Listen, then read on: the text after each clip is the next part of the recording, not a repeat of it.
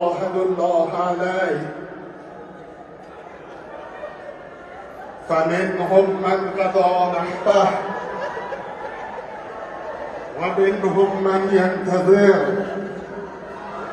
وما بدلوا تبديلا. صدق الله العلي العظيم. آیت الله سید ابراهیم رئیسی خادم الرضا علیه السلام که 3 سال پیش در سال روز ولادت امام رضا علیه السلام 8مین رئیس جمهور ایران اسلامی شد، در شب ولادت امام رضا علیه السلام به شهادت رسید.